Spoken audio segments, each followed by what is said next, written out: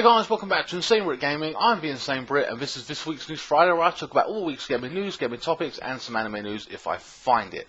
So I have a bunch of stories here involving the PS4 has been hacked.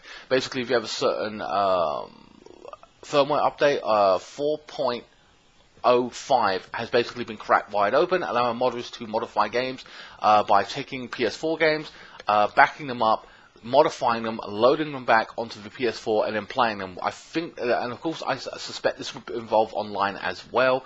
Essentially, I think you have one PS4 that is cracked and you can modify, and then you transfer the data back onto the I think an updated version of the PS4 in itself. And basically you're able to play those games already busted wide open, as it were, because of the save data. It's got various things on it that's been added. Essentially, if you update your PS4, you can no longer do this, of course, but for those in the know or who are into this hacking stuff, it's very much well known. But they're making tools daily now, something known as PS4 Hen. Among many advancements being made on a seamlessly daily basis, a set of new tools known as PKG Kitchen has been made available, which allows users to create and back up their PS4, like I just told you, playing natively in their PS4 base, by the way. And also, it could involve modders invading our online competitive games and beefed up characters and cheats. But luckily, if you have the updates PS4 firmware in order to go online, the article states, however, the vulnerability could exist in firmware 5.01 as well. This terrifying prospect is playing any of your PS2 games on the PS4. Another new tool popped up as a result of the progress is free PS2 pub gen, which allows users to back up their PS2 games and then run them on the PS4's built-in PS2 emulator. Sony hasn't exactly been doing the best of job of keeping their backward compatibility library of PS2 games up to date, so many gamers would no doubt love the opportunity to back up their PS2 collections and play games on their PS4s. Well, while that's all a positive thing on their end, if you have this jailbroken PlayStation 4 or whatever in itself, I personally don't give a shit about the PS2 games. If I play a PS2 game, you beef it up, you make it into, you just remake the whole bloody thing and put it on PS4 like Time Splitters, Dino Crisis and whatever. That's just my general opinion. That's not too desirable for me. I have throwbacks in my mind of, oh, wouldn't it be great to play this, that and that game, but I want them on PS4 graphics anyway. I don't really care about playing PS2 games, hence the reason I don't really subscribe to any of their subscription-based services to do with that, or buy a lot of PS2 games. I think I bought one that was bully in itself. But that's just one side of it. The bigger threat, of course, is the online beefed up characters and cheats. I've seen this at first hand. When it comes to SOCOM Confrontation, there were big cheaters on there. We had God Mode, we had super jumping, you've got throwing super grenades, you had beefed up weapons, you had all these kind of things. Even I was accused of cheating on SOCOM Confrontation. I wasn't even that good. I really wasn't. I was an average player, I was a team-based player, and I died like everyone else. But there you go, you know what I mean? Of course, if you stay long enough in a game, you get to know the glitches, you get to know the little cheat tactics that people can do. Like, it's like the grenade glitch, I think, was one of them, for example.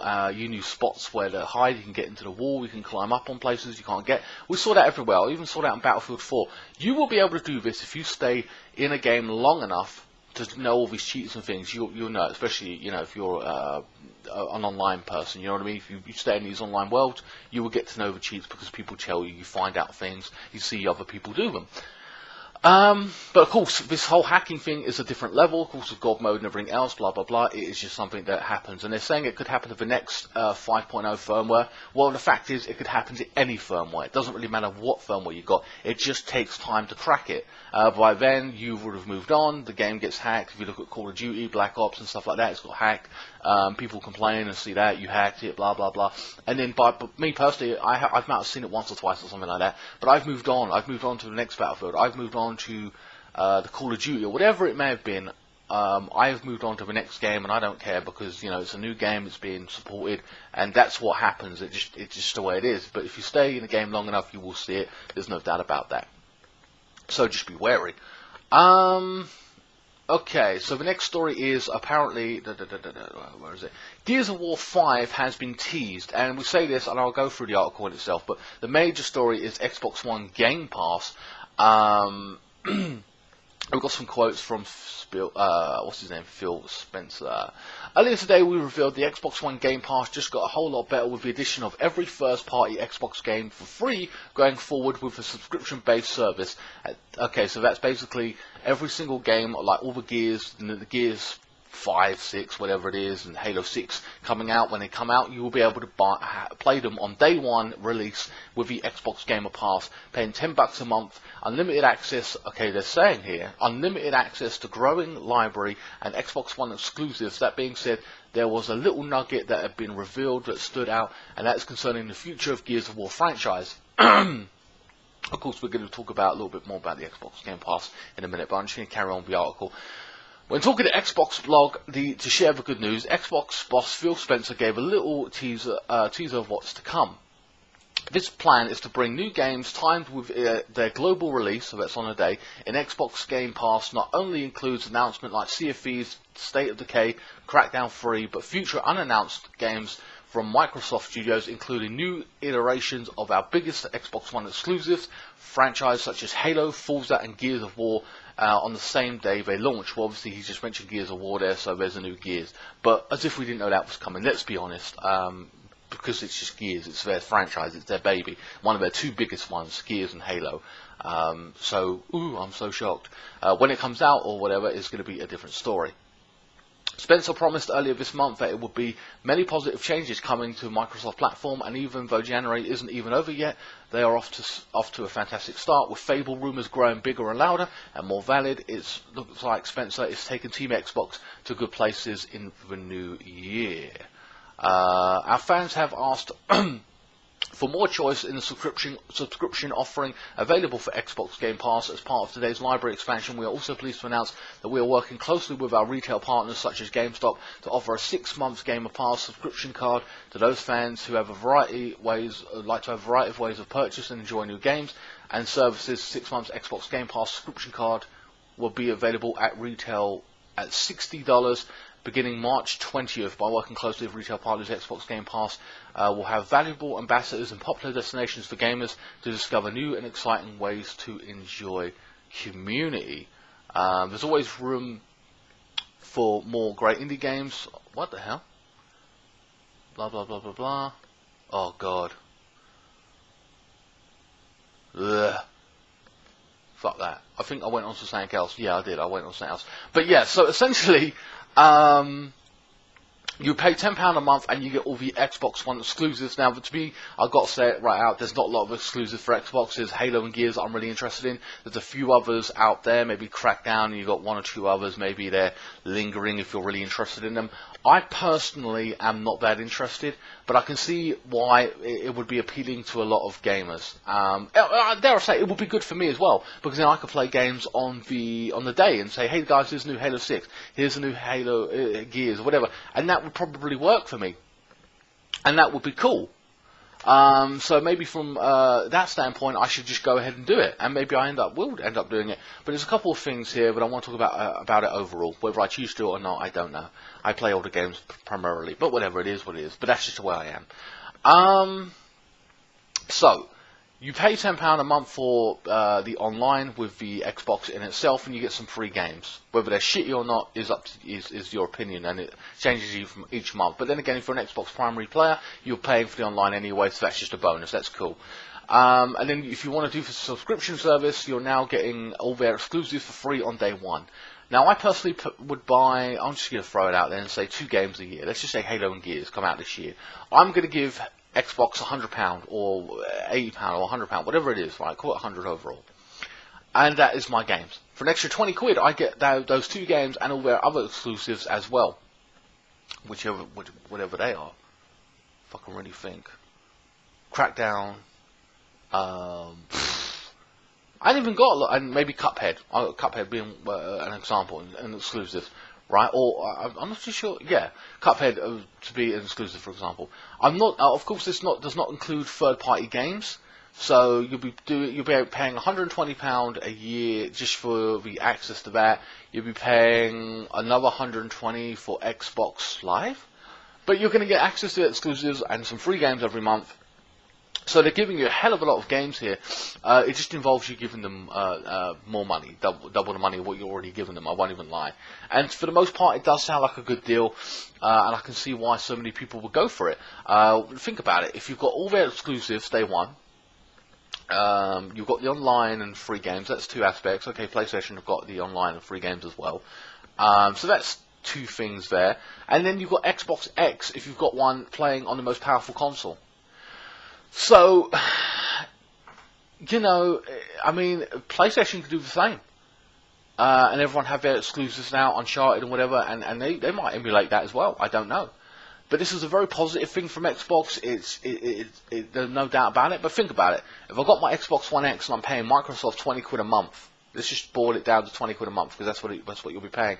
You get all their access to their exclusives, and then online, and then you get some free games, and then any third party like the Telltale games or whatever, if you want to play, or maybe Call of Duty, or dare I say, Titanfall, or whatever, that you want to play, you can just buy yourself in itself.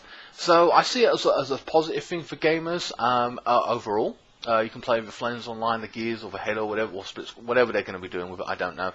I haven't played a Halo in a while, other than the first Halo, which is on my channel. But yeah, this seems to be relatively a positive thing. An Xbox One X and £20 a month.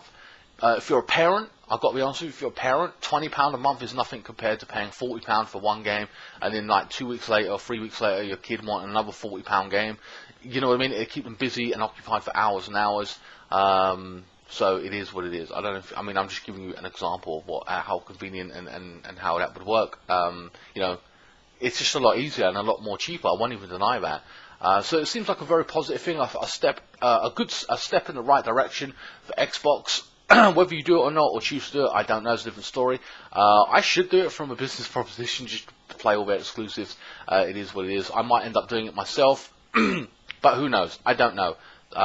Just let me know in the comment section what you'll be doing. Will you be paying for it? Are you going to be interested in paying for this? Giving them more money? But essentially, it does seem like a good deal, at least to me, initially. And it does say a limited access, so it's a positive all round right now for me. Whether you think it's worth it or not, I don't know. I've got all the Halos and all the Gears, so that takes that out for me. And I like owning my games personally, but that's just me in itself. That's who I am, so it is what it is. I'm old-fashioned that way. Okay guys, our next story is basically just an announcement for a release date. We've got a couple of release dates here, some pushback as well, and that is God of War has got a release date April 20th of April 2018, so you finally got a release date for Gears of War, so that's happening. I might pick that up at some point. I don't know if I'll be, I don't know. It depends on how I feel about it at the time of its release. But yeah, so at least we've got a date for that confirmation. And also we've got Dragon Age here, a new Dragon Age 4, I believe they're calling it, and Anthem. So we've got some details on those two particular games. Following the confirmation that Dragon Age executive producer Mark Dara will also serve as in the same role as Anthem, on Anthem, a new report has emerged that paints a picture of mounting pressure at BioWare. The next Dragon Age project was reportedly rebooted in the last year, and Anthem may not be released before the end of 2018 as previously announced. So we just say Christmas, but originally, but it's not going to happen now. According to sources speaking to Kotaku, Anthem will now launch in early 2019, so that's a January-February release date, obviously. The site notes that the complexity of its launch as BioWare needs to account for not just the release of the game itself, but an early release through EA Access, a beta test, and post-launch updates. If EA is still intent on getting the game out during 2019 fiscal year, its launch could come no later than March 2019. Jeez, that's like 3 months delay. As no above. Sorry, I'm talking about from the original standpoint, like 3 or 4 months later on they'll be releasing it. What a bitch. As noted above, Dara has announced on Twitter he is now serving as the executive producer of both the new Dragon Age and Anthem, with Jonathan Warner as game director on Anthem. That's a change from last June when Dara stated that he was not involved with Anthem. Change at the studio has not has been afoot since the troubled launch of Mass Effect Andromeda earlier last year, as BioWare Embleton GM Ewan Flynn announced his departure last summer, with Casey Hudson returning to the company to take up his position. Kotaku says that the majority of BioWare is now working on Anthem in the lead up to its launch, with smaller teams continuing on Dragon Age and MMO Star Wars The Old Republic. There apparently is some sense that poor performance by Anthem could result in significant changes at BioWare. A major move was made last year in the wake of Andromeda's release, with developer BioWare Montreal being absorbed into EA Motive. As Dragon Age, the game has not been formally announced, has been briefly teased previously. The project was apparently rebooted last year in an effort to implement more live elements, as Kotaku put it, though there were no specifics shared about what form it may take. The report also makes note of concerns about anger directed towards EA by big-name YouTubers, as well as the outcry over Star Wars Battlefront 2's continuous microtransactions, blah blah blah. We contacted EA for a comment, but have not yet received the response. The company is set to share its latest quarterly earnings report on January 30th, at which point it may share further details about BioWare projects. So they're still pushing ahead with, they've rebooted the Dragon Age franchise, as it were, which is, has a big following. I know a lot of people tell me to play it or whatever. I haven't really touched it as such. I don't know if I will or not, but so they're still working on that. They're using their smaller teams. Of course, there was a lot of fallout from the Andromeda. A lot of people were massively disappointed in that. Anthem seems to be a big game. I'm really looking forward to Anthem, and it looks solid in the trailer and everything. I just hope to God it comes off, and it ain't a big flop, because it could be detrimental to their company, which is, you know, not a good thing. That means less options, less games or whatever. So 2019, oh man, I'm kind of disappointed about that. I was hoping it would come out this year. I thought maybe Christmas, but essentially it's been pushed back, what it looks like. I understand it's a big game and you need lots of time to develop it, especially when you're working on multiple projects like Dragon Age as well. They're working on a few games along with the Star Wars One Republic as well. We'll have to see what that's about and what kind of gameplay elements is thrown in there. So we've got 3 games going on, projects, you know, one massively hyped by everyone, one of them is a hardcore fan base, and then whoever else wants to play it plays it, and then you got Star Wars fans praying to God that it ain't like the Star Wars Battlefront microtransaction bullshit that was going on. I'm just trying to find one more story, guys. Nope. I think that's about it for this week. Anyway, guys, I think, yeah, that is about it for this week. I hope you guys enjoyed this video. I have finished. I'll be maybe doing a vlog on various things I've been meaning to do. I wasn't planning on doing a News Friday this week, but essentially I've ended up doing one. I want to do one just about what's going on with the channel and stuff like that. You know, just a small rambling video, to be honest with you, about whatever. I don't know. I talk about random topics. In conclusion, I have finished Battlefield 1. That is now done. Part 1 of Borderlands is out on my channel. Part 2 will be coming today as well. Sorry about the other night. The simulation was out late and everything because my internet got cut off completely and I couldn't upload anything. Anyway, guys, I hope you enjoyed this video. Please like, share, comment, and subscribe. Follow me on Facebook, Instagram, Twitter. And of course, if you like this shirt, this is what an awesome beard looks like. I like my new shirt. I'll leave that in the link description below if you're interested in buying one. It's just some company or whatever I found online at Amazon. And I will see you next time. Thank you so much for watching.